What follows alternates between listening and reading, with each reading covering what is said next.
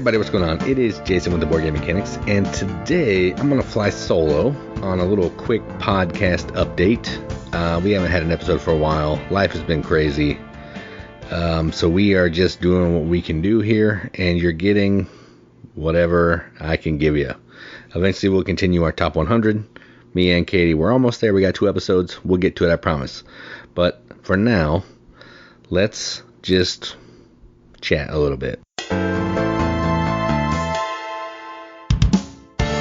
The first thing I wanted to talk about is I'm going to talk about a little bit of tariff news, okay? So, I know it's been all the rage. It's been all around the board game media landscape. All the publishers are worried about it, as they should be. I mean, 54% tariffs on products coming from China is a huge deal, let alone going out into other countries as well. It's just a mess. Okay, so don't be surprised if you have some Kickstarters that you've backed that either A, would like a donation to help offset some of that cost, or B, maybe can't fund it all because they don't have enough money. So that should just be something to be considerate of, to think about when you start getting those emails and there are issues about these companies not being able to publish a game that you backed 2 years ago because of what's going on in the crazy economy right now. So I just wanted to address that. I'm not going to go into what a tariff is or all that. You guys can look that up on your own. Just know that it's not good for board game publishers. And there's also, if you want to know more about it from a board game publisher perspective, Jamie Stegmaier of Stonemaier Games dropped an article talking about, how the costs are shared and split across all avenues, publisher, customer, all that kind of thing. So you can go check that out and see kind of exactly what kind of pain the publishers are going through right now. So that's a little bit of news. I don't really have much else. So I'm actually going to talk about a few games that I played.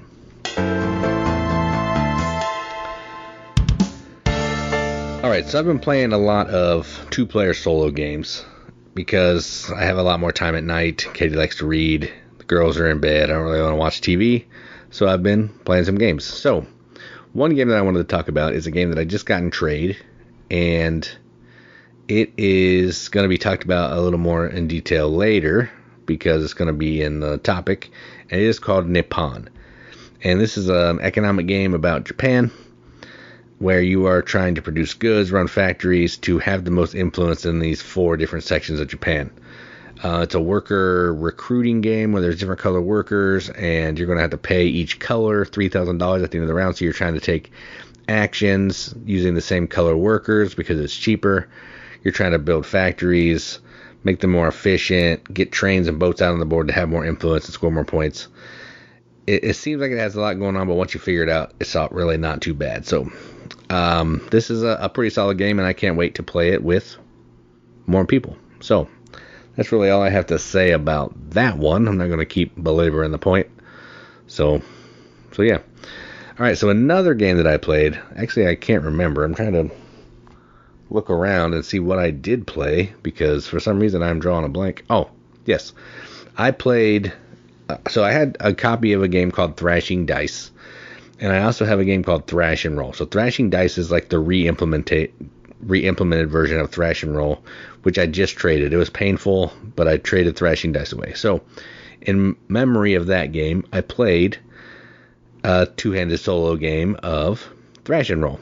And this is a dice placement game where you're using dice to take these different actions on the board. And you're taking on the role of one of these Polish thrash metal bands, okay? So throughout the game, you're trying to go to the radio to promote yourself. You're trying to record albums and singles. You're trying to go to the concert venue so you can play some shows. You're trying to upgrade your equipment up and then practice because you got to have good experience. You're trying to get each of your different musicians famous. You're trying to earn fans. You may get a scandal, which could lose you points at the end of the game. And you may even be able to sabotage your opponent just a little bit because, the world of Polish rock band is crazy. And once you get good enough, you can go on tour with Turbo and score a whole pile of points. This is effectively just a point salad-y, Euro game with a thrash metal theme, but I'm a huge fan. Now, it has some issues. It has a terrible rule book. The iconography is everywhere. It would have actually probably done better if it would have just used some language, but I understand it's Polish. They were trying to keep it like language independent, but man, the iconography is heavy and the rule book is not good. But you can get this little like special reference guide that breaks down all the locations and makes it really simple to play. Once you play through it a couple times, the iconography starts to make sense. But even then, like, the turbo has just like 400 pieces of information in that little spot, and you use that like once a game, so it's hard to just remember that. So it's a bit much. The game is fun, but it suffers from some of the Kickstarter issues where some stuff could have been trimmed out. It could have been a little streamlined. Definitely have a proofread rule book, and that would have helped. So I don't really have much else to say other than I enjoy it. I'm sad about Thrashing Dice, but hey, I got Nippon in trade for Thrashing Dice, so there you go. All right, so those are some of the games that we have played. Let's move on to the topic.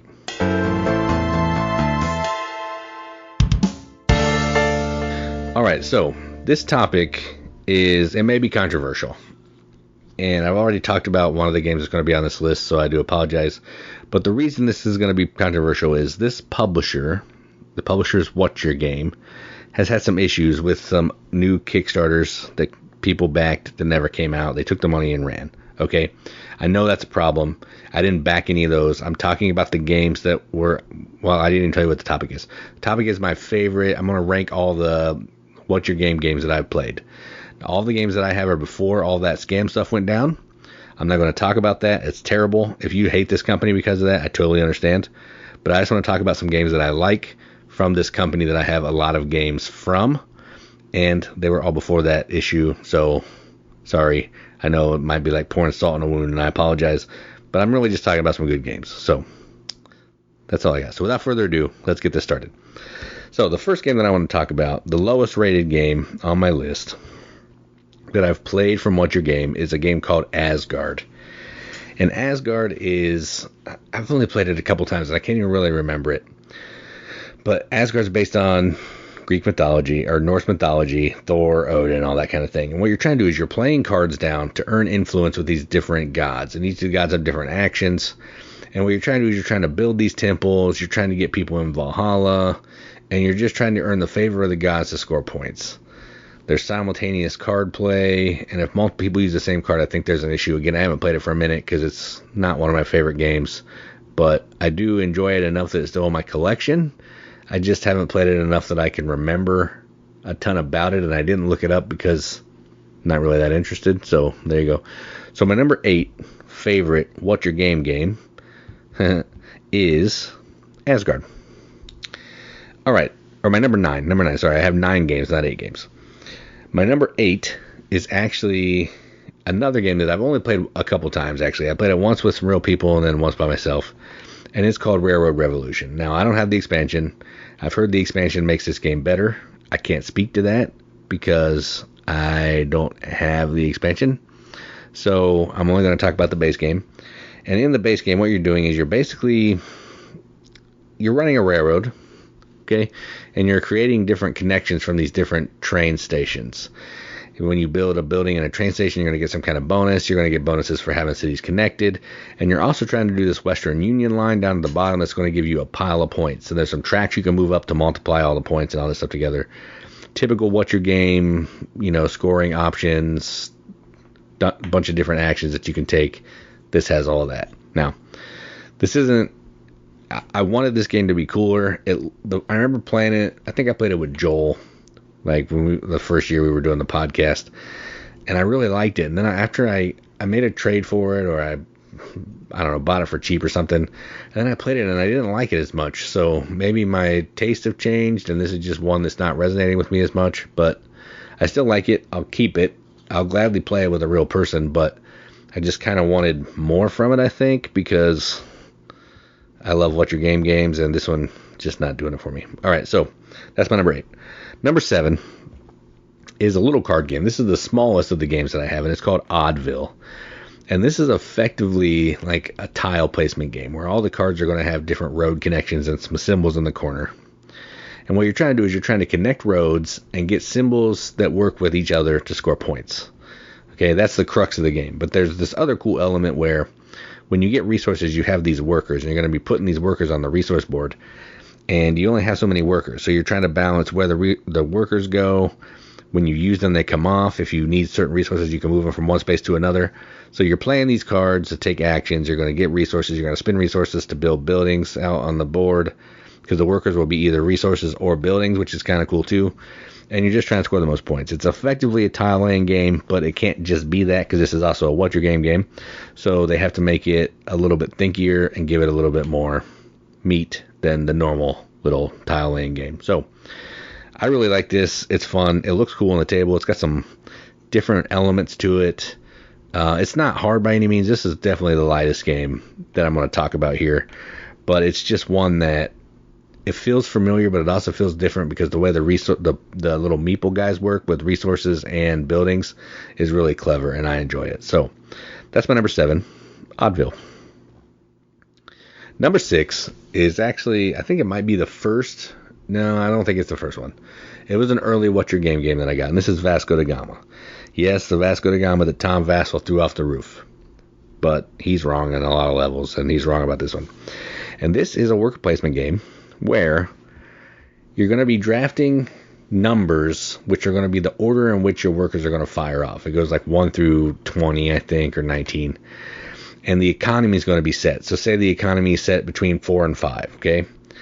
So if I take anything after this little economy marker, I don't have to pay any money. But if I take something before the economy marker, I have to pay a coin.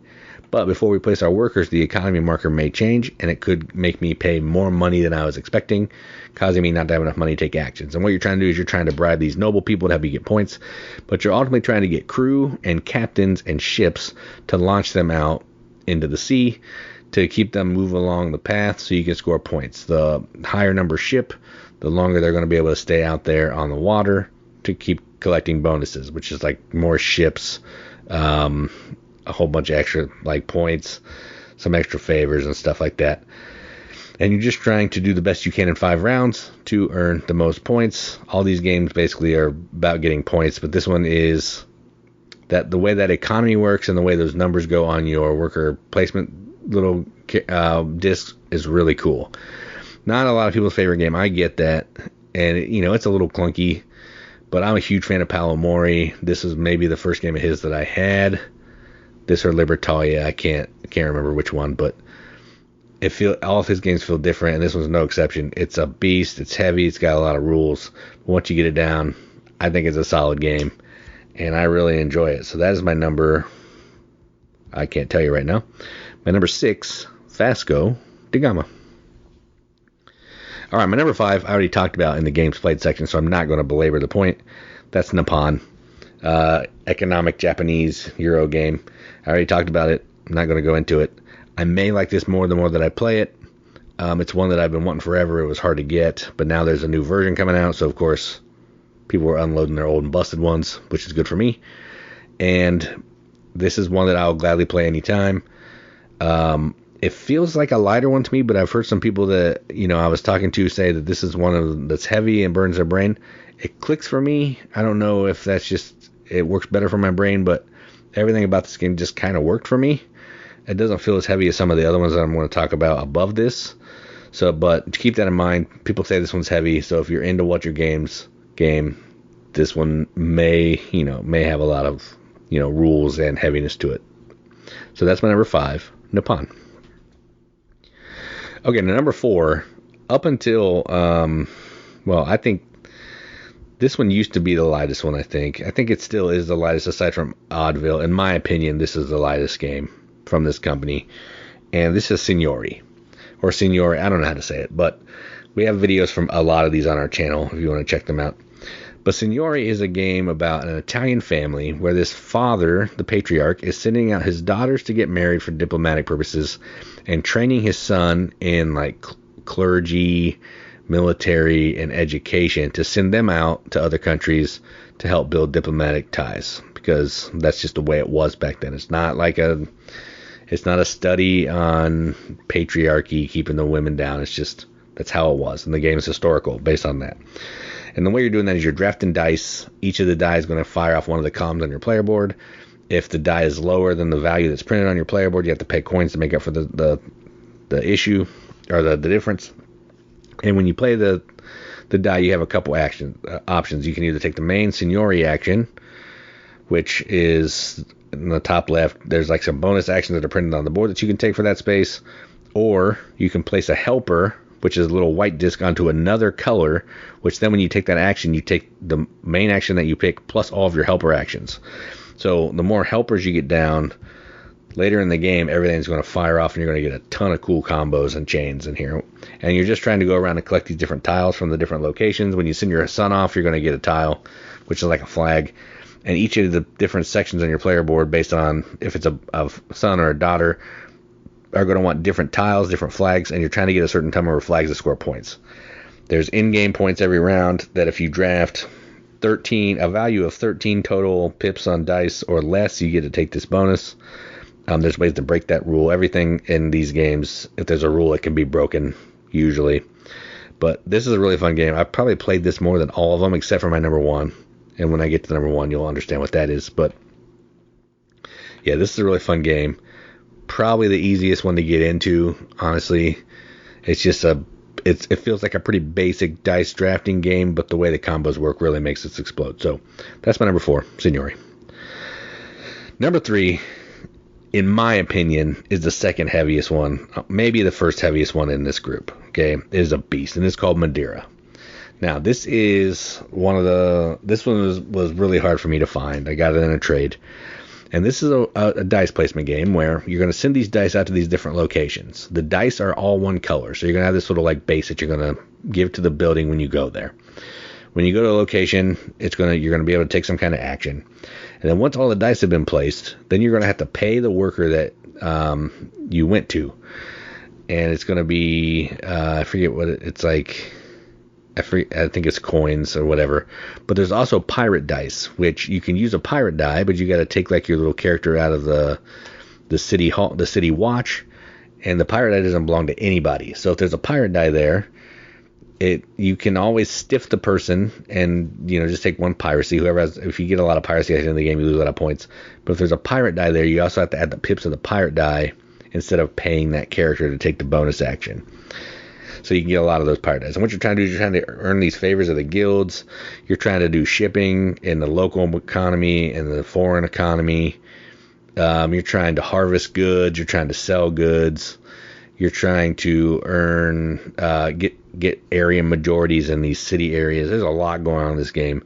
It is a beast, but it's definitely one that's good. It's got a lot of rules. It's kind of hard to learn, but once you get this down, it starts to sing. So if you're into heavier games, this is one you should check out. So that's number 3, Madeira. My number 2 is probably the heaviest game. I said the second heaviest game. Sorry, Madeira was the heaviest. The second heaviest game, and it's called ZhanGuo.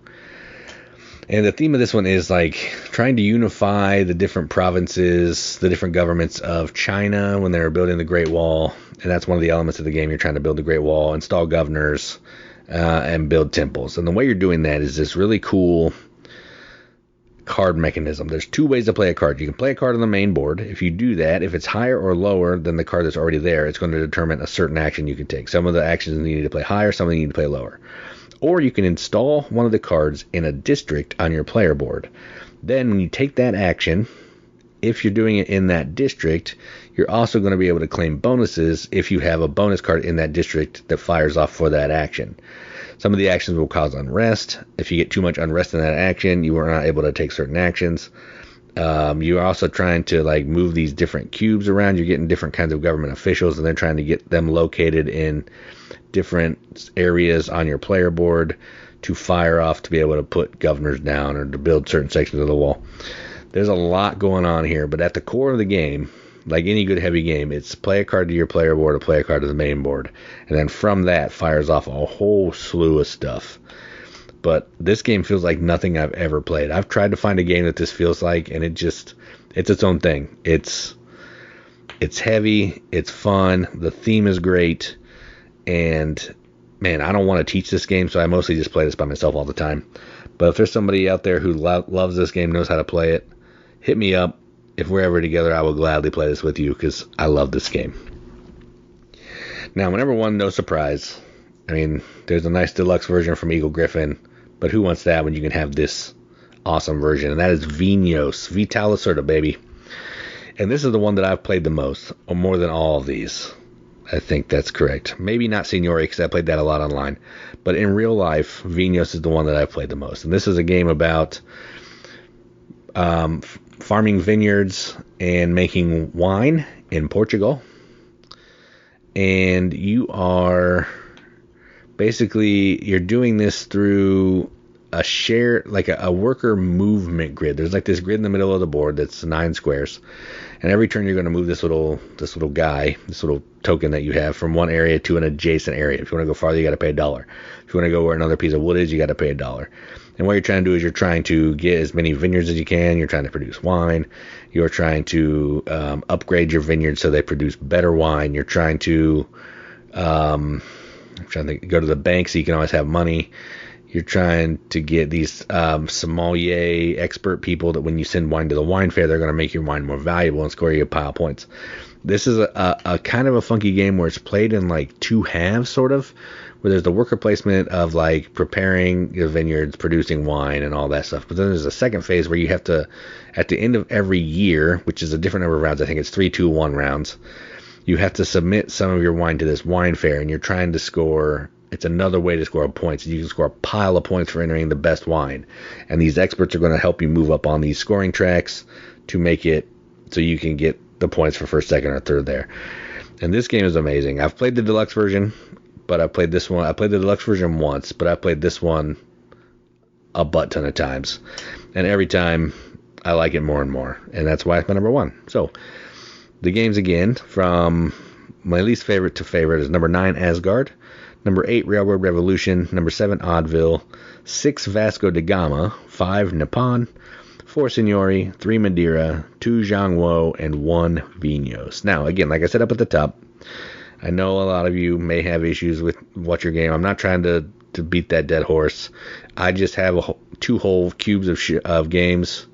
2 whole cubes on my shelf of these games, and I wanted to talk about them because I've played them all now.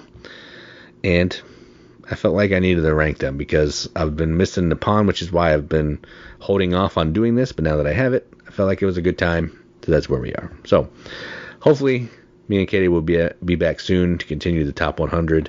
We're almost to episode 300. It would be awesome if we could make numbers 10 through number 1 be episode 300. That would be pretty pimp. So I'll do my best to try to make that happen. So that's all I've got. So thanks for listening and for humoring me. And yeah, you know what to do. You know what to do. Like, subscribe, all that thing. Listen to us wherever we are. And as always, keep gaming.